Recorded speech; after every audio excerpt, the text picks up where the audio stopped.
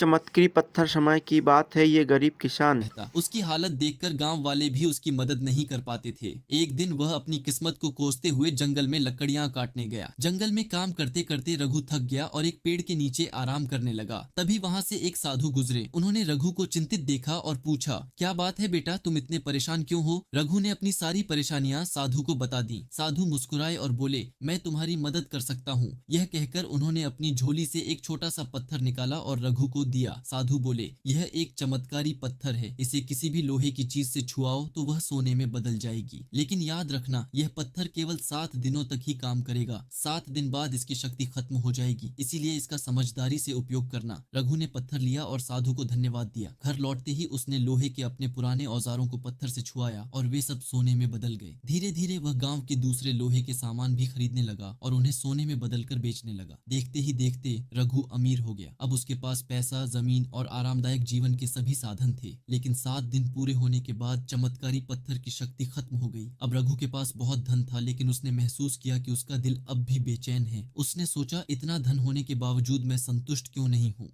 तभी उसे साधु की बात याद आई। उसने सोचा कि वह साधु से फिर मिलकर अपनी उलझन का हल पूछेगा। अगले दिन वह उसी जंगल में गया और साधु को ढूंढा। साधु ने रघु को देखकर कहा, क्या हुआ बेटा, क्या तुम्हें अभी भी सुख नहीं मिला? रघु ने सिर झुका लिया और कहा, गुरुजी, धन तो बहुत हो गया, लेकिन खुशी गायब है। साधु मुस्कुराए और बोले, खुशी धन से नहीं, संतोष से मिलती है।